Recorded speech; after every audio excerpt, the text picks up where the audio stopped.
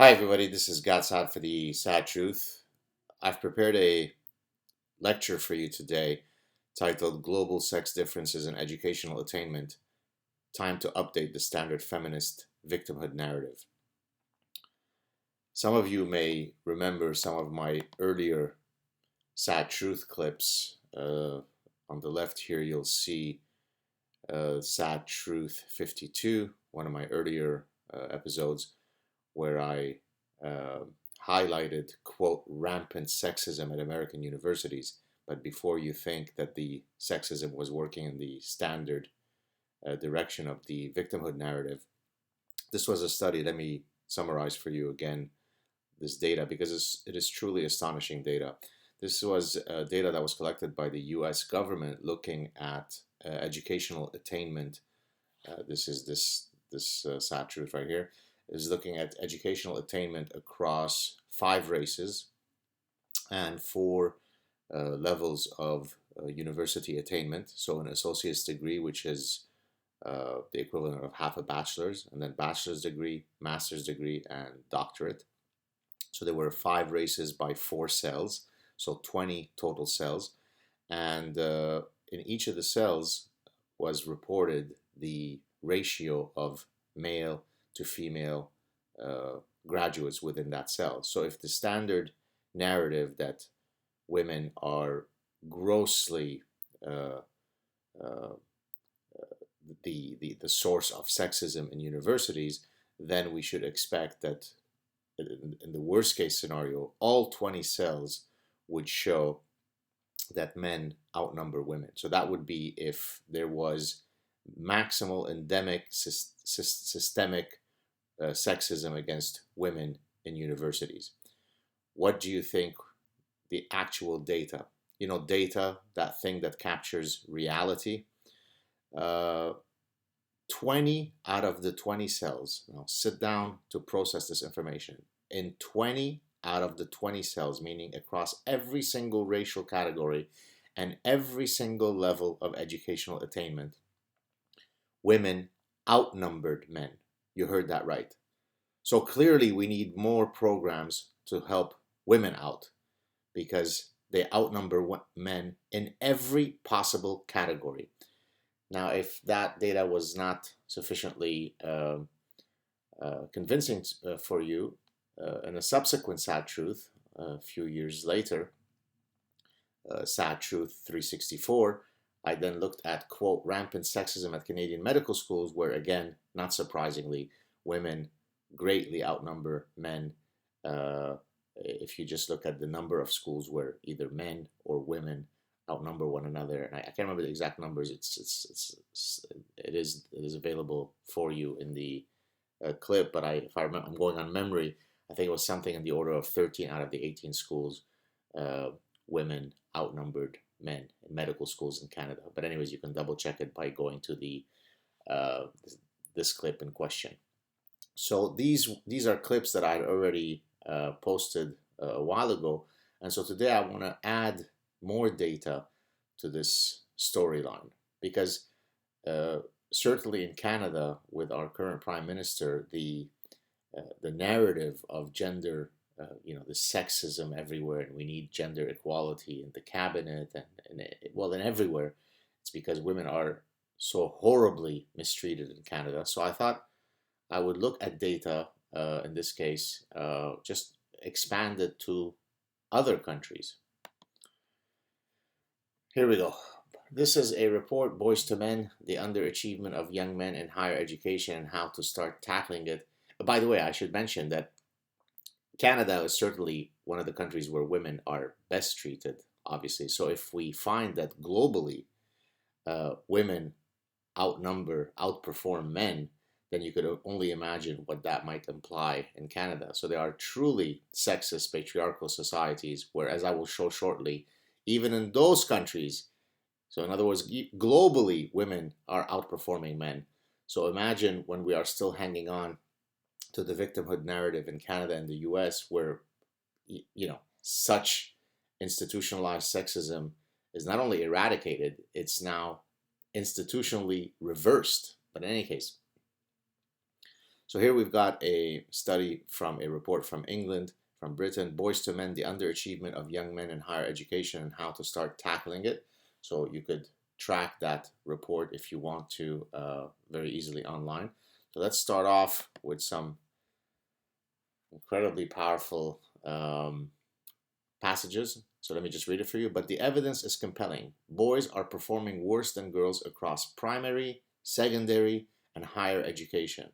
Not to mention apprenticeships, and the situation is getting worse. So you literally could not imagine data that is more contrary to the current narrative. On current trends, the gap between rich and poor will be eclipsed by the gap between males and females within a decade. And they don't mean that men outperform women. They mean exactly the opposite. Yet we hang on to the narrative that we need to do more to protect women in universities. On current trends, let's go on.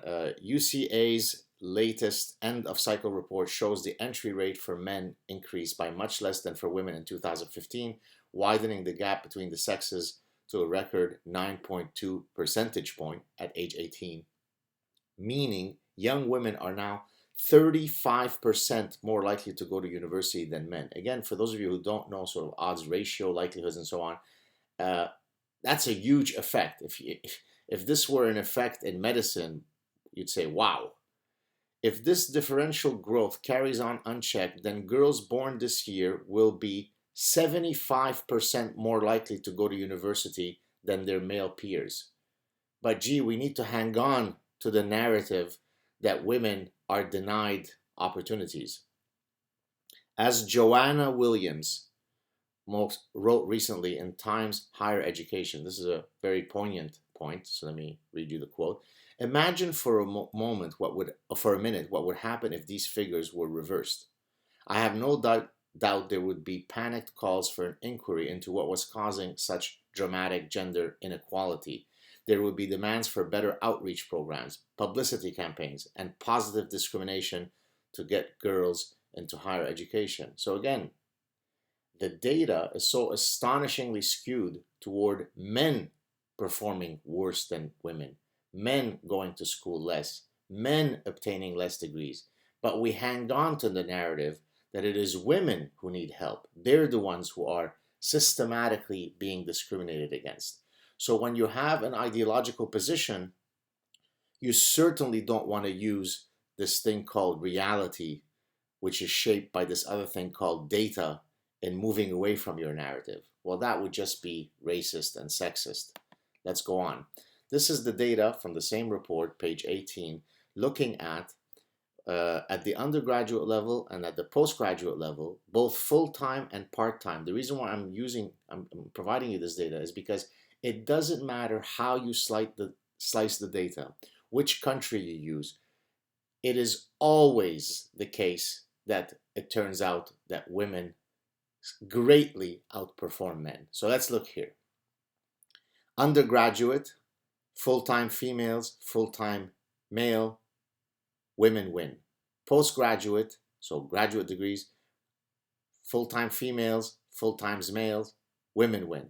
Part-time, undergraduate, female, male, women win. Graduate, part-time, female, male, female win. So, men were in the minority among undergraduate students, among postgraduate students, among full-time students, among part-time students. But we need to protect women. They're the ones who are grossly discriminated against. Now let's break it up by discipline. So here you've got a wide assortment of fields, and almost all of them, with the exception of a few, physical sciences, men outperform. Engineering, men outperform by a lot. Computer science, men outperform. But in almost every possible discipline that you could think of, women outperform men. And here, if you look at the aggregate, look at the difference, a huge difference. But what does the victimhood narrative retain from this? They don't retain the totality of the data. They don't retain the fact that across almost every conceivable discipline, out of the innumerable disciplines, women outnumber men. They look for the one datum where men outnumber women, And usually when they outnumber women, it's not because of systematic discrimination.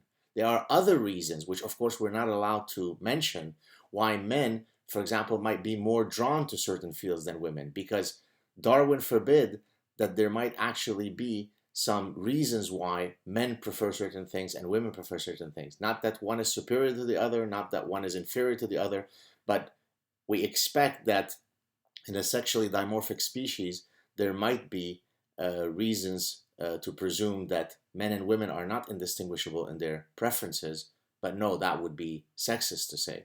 So across all disciplines in universities, women astonishingly outnumber men, but we will point to pure mathematics at Princeton University, and if there aren't more women than men in that particular department, aha, we found sexism and we need to reverse it. It is grotesque, it is an affront to human dignity, and it's truly soul crushing, because there is nothing worse than seeing a false victimhood narrative that is never within the purview of altering it, right? No amount of data seems capable of challenging that narrative. Now, there are cases where women have been systematically discriminated against. Well, it happened in the West until, in terms of our history, until very recently. Malala won, gained worldwide fame for fighting against the Taliban so that she can get all young girls in Afghanistan to go to school. There are many places where women are discriminated against or have been discriminated against in the past. But if new realities come to bear, do we still hang on to the old narrative, or do we, as honest, dignified individuals, then change our narrative to fit with reality? Let's now go to world data.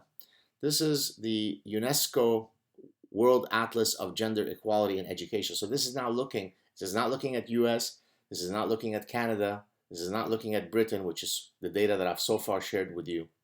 This is looking at how women fare globally. So this is from page 78.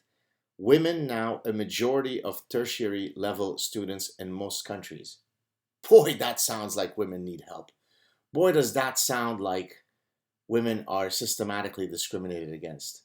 Again, don't let data get in the way of your favorite victimology poker narrative. Women now account for a majority of students in most countries. Map 5.2.1, this one, depicts the gender parity index at the tertiary level for 149 countries. It shows that women are favored in a sizable majority of 93 countries. I mean, this is astonishing. While men are favored in only 46. So sure, let's go and improve the plight of women in those countries. But let's not keep the narrative that even in countries where now women are unbelievably outperforming men, they still need a push and help. Oh, all right, let's go on. This is a recent article that came out in Times Higher Education. Should we be worried that women outnumber men on campus? There are now more women than men in higher education worldwide, while it would appear to be a victory for gender equality. Well, no, this is not a war between men and women. Again, people are conflating equality of outcomes with equality of opportunities. We should ensure that people have equality of opportunities, and then what happens in terms of the outcomes is called life. This imbalance also highlights boys' educational underachievement, and the author of the article is Ellie Bothwell. So let's look at some, just going to read this for you because again it's astonishing. Meanwhile, latest figures from the United Nations Educational, Scientific and Cultural Organization show that 57% of students who completed higher education programs in the UK in 2015 were women, a figure that has risen year on year since 2011 and has been above 50% since 1995. So now it's well over 20 years, at least in this particular data set, that women are outperforming men. And this is pretty much the standard across many, many countries. And yet we still hang on to the narrative of victimology. In January, the University of Oxford announced that it had offered more undergraduate places to British women than men last year for the first time in its history. The ever-increasing flow of women into higher education is by no means a phenomenon that is confined to the UK. So let's read together the next sentence. Integrate that sentence within your brains. The UNESCO data show that it's common across every region of the world and every stage of national development. You can't come up with data that is more contrary to the standard narrative, but yet we hang on to it. Now here's some astonishing data. Just 47 of the 160 countries and territories that have recently published stats have had a higher share of male than female graduates in the latest graduate cohort. And then you could look at some other details in terms of which countries are most female favored versus male favored. But in any case, only 47 out of 160 countries. Now imagine how many countries exist that don't necessarily share our Western values of equality between the sexes. Even in those countries, women outnumber men. And yet, in Canada or the US, where the lack of parity between men and women is getting stronger, but contrary to the manner in which the narrative typically espouses, we still double down on the fact that women are to be given more help because they are so discriminated against. Here is the next two charts are charts that I've been using in several of my recent talks. Well, at least this one I have. The next one, I've only started using it recently because it's a reality that I've had to now face. The chickens have come home to roost. I think that's the expression. But in any case, Canada Research Chairs are endowed chairs that are granted by the Canadian government. So if you'd like, it's the highest chaired professorship that a professor who's based in Canada can have. Now, you would like to think that for something as merit-based, you'd like to think that it's merit-based. Identity politics would definitely not find their way into how we allocate Canada Research Chairs. Well, guess what? You'd be wrong. So now Canada Research Chairs include, a measure of inclusiveness and diversity and equity and so on when you're deciding who should get the chair. And of course, women are part of that protected class because until there is not a single man left in university, we need to redress that injustice. And I'm very sorry to say that this has come home to hit me. As you know, I've held a chaired professorship at Concordia University Research Chair for 10 years, from 2008 to 2013, which was renewed from 2013 to 2018. It's coming due at the end of May. My dossier has only exponentially grown, whether it be my academic dossier, my public platform, every single metric that you could think of, my dossier has exploded in terms of productivity. Well, it turns out though that Concordia now will use diversity, inclusion, and equity. This is straight out of the call for the chairs in deciding who gets a chair. Then they shared, so this I applied, I'm at the John Molson School of Business, JMSB. I was applying for a Tier 1 chaired professorship, the highest professorship. As it stood, there were 0 women who held it. There were 3 men who held it. What do you think ended up happening to my application? I won't say anything other than the fact that I did not win it. A woman won it, and I'll let you decide who's likely to have had the stronger dossier. So conclusion, number 1, just societies reject identity politics. Identity politics is truly a cancer of the human spirit. It is everything that true heroes who have fought against discrimination. Think Martin Luther King. Think about his famous speech. I mean, his speech could have been retitled, My Stance Against Identity Politics. But 40 years later, we've doubled down on identity politics. We're doing exactly the things that someone like Martin Luther King fought against. Number two, just societies are founded on individual rights and individual dignity. I mean, nothing could be clearer than that. That's what has made the Western model of secular liberal democracies so powerful, the greatest form of society that we've ever devised. Not a perfect society, but certainly the best one, because we shifted the importance from the collective, from the tribal to the individual. And now, in every single possible institution or in every single competition that should be based on merit, identity politics has seeped in and is destroying individual dignity. Number three, just societies are rooted in an ethos of meritocracy. Simple as that. We are not all equal. We're equal under the law. We're equal in terms of access or equality of opportunities. But then what happens once we enter the game of life, once we enter competition, clearly suggests that we're not equal. Lionel Messi is not equal to other players. The top 25 fastest 100 meters that have ever been recorded happen to be male, and we shouldn't change the finishing times so that we have equal number of men and women.